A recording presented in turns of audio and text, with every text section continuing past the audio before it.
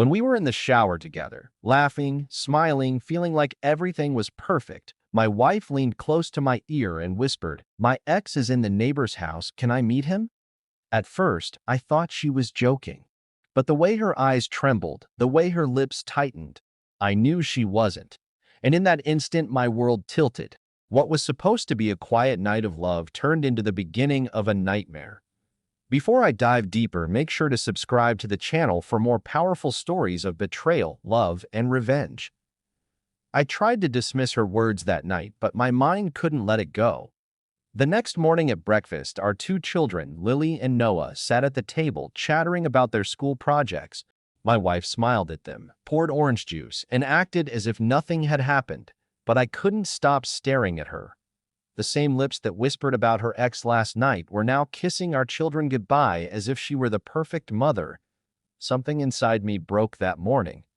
I decided to watch her closely.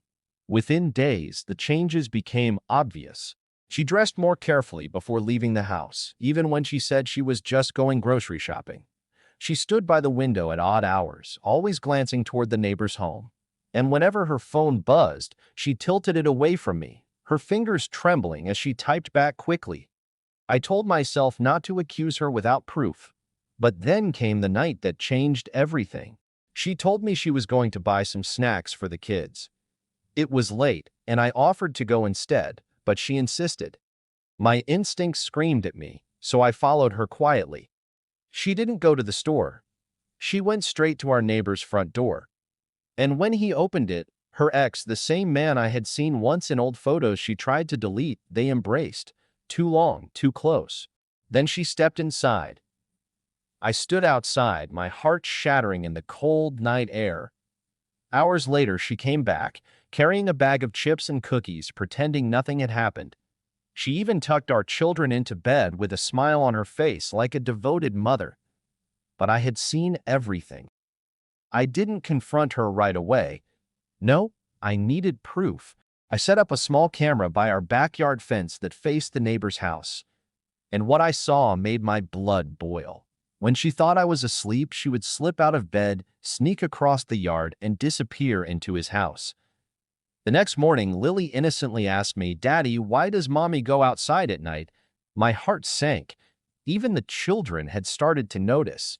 Finally, one night, I confronted her directly. She returned from her errand, and I was waiting in the living room. The kids were asleep upstairs. "Where were you?" I asked calmly. She froze. "Just at the store." "Really?" I showed her the footage on my phone. The color drained from her face. She stammered, then whispered, "It was just once." I needed closure. "Closure?" I snapped. "Closure doesn't look like sneaking out of bed every night. Closure doesn't look like betraying your family while your children sleep in the next room." She broke down sobbing. "I don't love him. I just needed to see if the feelings were still there." But the lies didn't stop there. Days later, I uncovered the cruelest truth of all. Her ex hadn't moved in by accident. She had known about it for months. They planned it. She pushed me to buy this house, knowing he was right next door. My wife hadn't fallen into temptation. She had built the trap herself. I felt disgust, rage, heartbreak all at once. And yet, I stayed calm. I wanted her to think I was broken, powerless. But inside, I was preparing my revenge. I began documenting everything: texts, recordings, videos.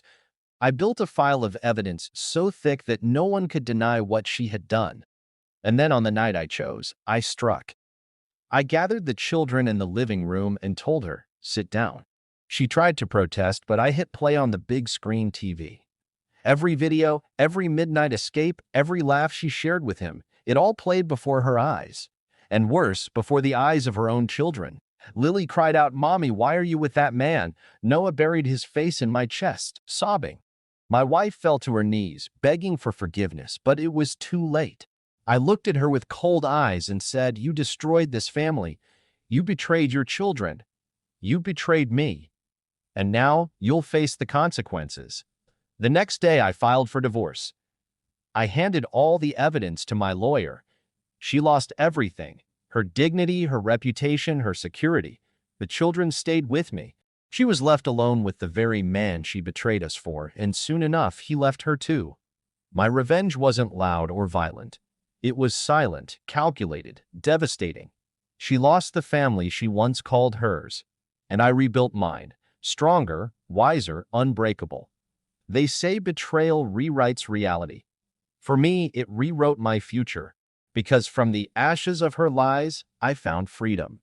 And so I leave you with this. Sometimes the sweetest revenge is not what you do to them, it's what you build without them.